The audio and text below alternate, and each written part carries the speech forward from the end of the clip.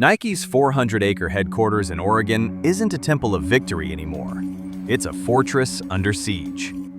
After 50 years of total dominance, the Swoosh is stumbling. Layoffs entered their third consecutive year in 2026. Market share is being eaten alive by brands you'd never heard of 5 years ago.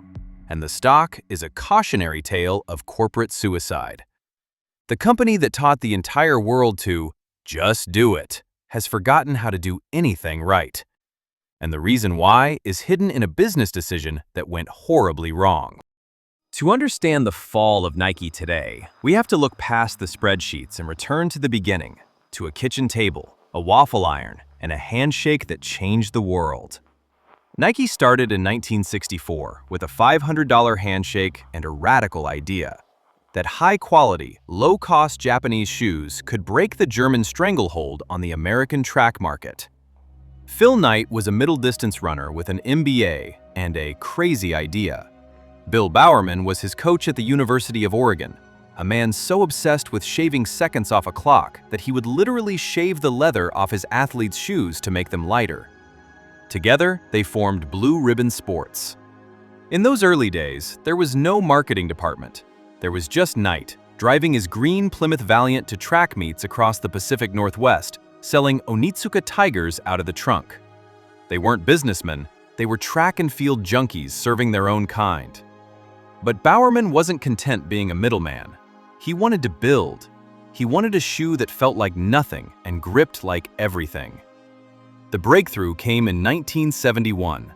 While sitting at breakfast with his wife, Barbara, Bowerman found himself staring at the geometric pattern of her waffle iron. He wondered, what if you flipped that pattern? What if the sole of a shoe was made of rubber nubs instead of flat slabs? He took the iron to his workshop, poured liquid urethane into it, and created the Waffle Sole. It offered a grip and lightness that the industry had never seen. At the same time, the relationship with their Japanese partners soured, and Blue Ribbon needed a new name. Knight wanted Dimension 6.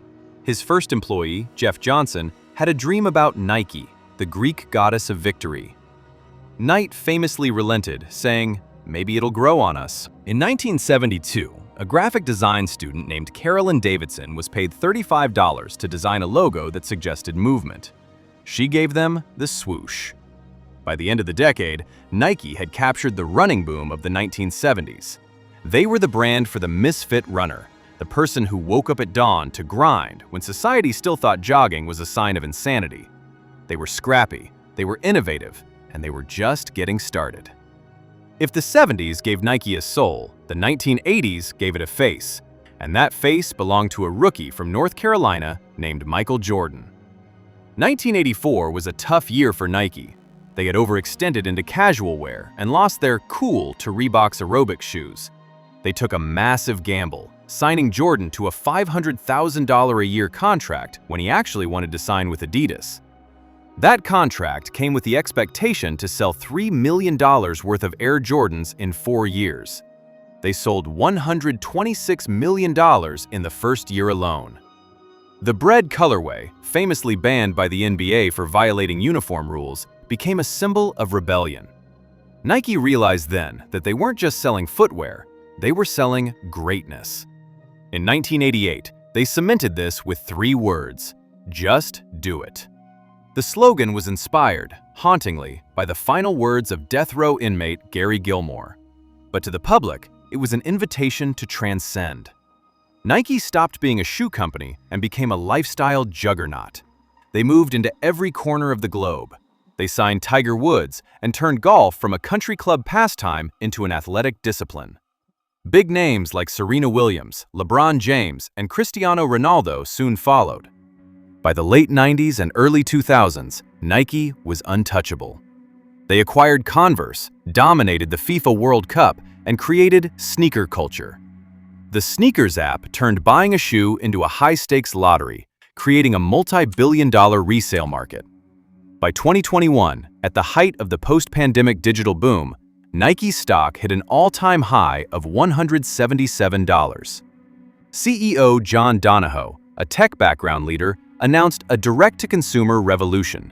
Nike would cut out the middlemen, the local mom-and-pop shoe stores, and even giants like Foot Locker, to sell directly to consumers through their own apps and stores. It was supposed to be the final victory. Profits would soar because Nike would keep the entire margin. This would prove to be a fatal mistake. The fall didn't happen overnight. It was a slow erosion. By 2024, the D2C strategy began to backfire. By pulling their products out of wholesale stores, Nike inadvertently did the one thing a market leader should never do. They gave their competitors shelf space. While Nike was focusing on algorithms and digital engagement, a new generation of disruptors was focusing on the one thing Bowerman cared about: the product. Brands like On Running, backed by Roger Federer, and Hoka, with its oversized maximalist cushioning, began to take over the local running clubs. They didn't care about hype or lifestyle sneakers. They cared about performance. Inside Beaverton, the culture was shifting. Former employees began to speak out about a crisis of innovation. Nike had become so focused on re-releasing retro Jordans and Dunks in different colors that they stopped inventing the next big thing. They were replaying the old hits, while the rest of the world was writing new music. The financial reality hit like a wall in 2025. Nike reported a staggering 10% decline in annual revenue. In Greater China, once the brand's golden goose, consumers were turning toward domestic brands like Anta and Li Ning. The Swoosh was losing its status as a premium symbol. Early 2026 saw the company enter a painful restructuring phase. Thousands of jobs were cut. The direct-to-consumer dream was scaled back as Nike desperately tried to win back the wholesale retailers they had ghosted years earlier. The stock price in 2026 sits at a fraction of its 2021 high.